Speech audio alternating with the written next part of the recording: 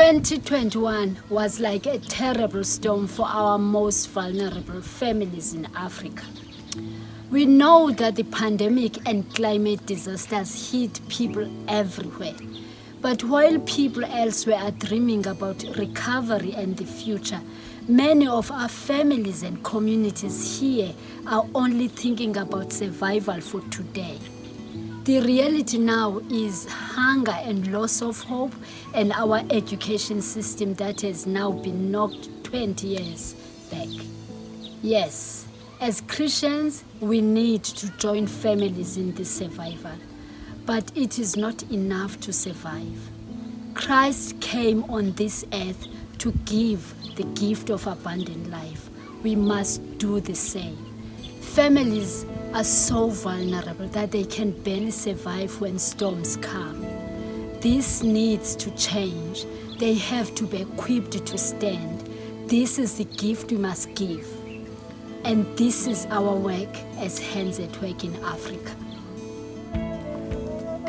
Belita lives in Chivoli community in central Zambia, where she is raising her two young granddaughters, Exilda and Mary.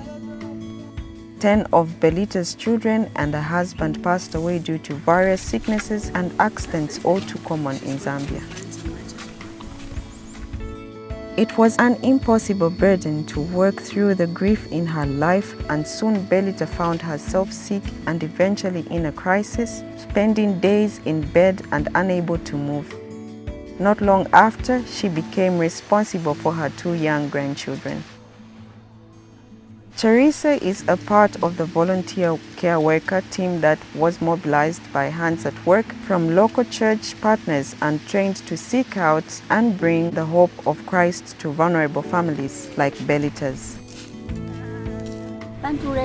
During that time, I really felt bad because I really wanted to be taking care of my grandchildren, but instead somebody had to care for my grandchildren and me.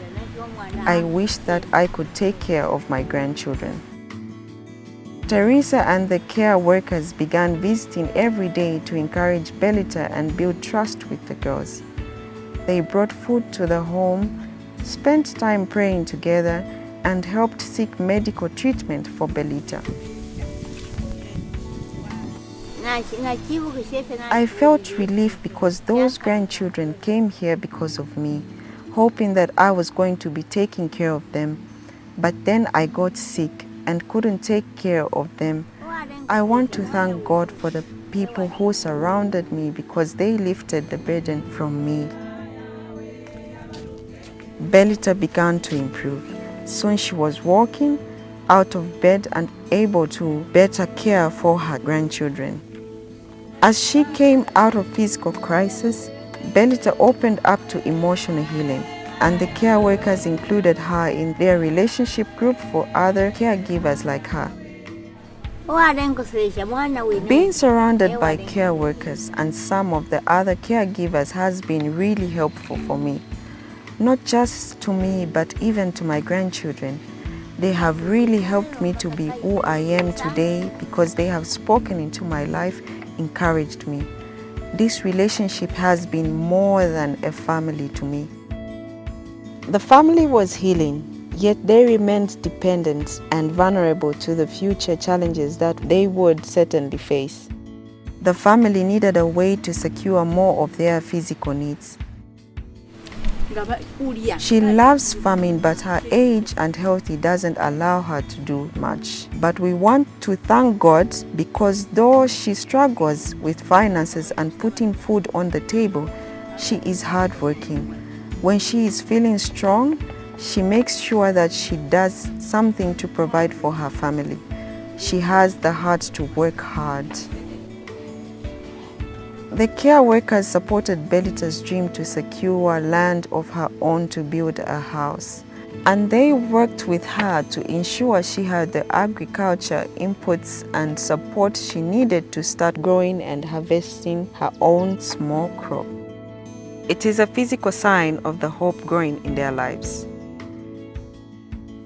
We are mobilizing the local church, and they are fulfilling their biblical mandate to take responsibility for the most vulnerable in their communities. It is happening here, and this is restoring hope and resilience to families. God has heard their cry and is responding through the body of Christ.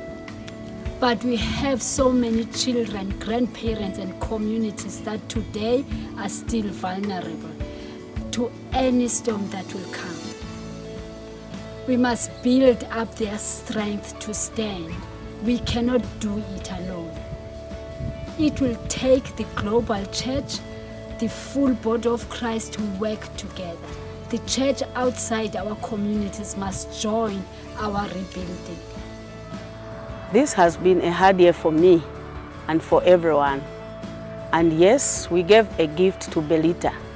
But what is happening in her life is also a gift to me. It has given me the gift of hope, because her life shows me that God is still working. Even in the storms of our lives, He has not forgotten us. He is still with us.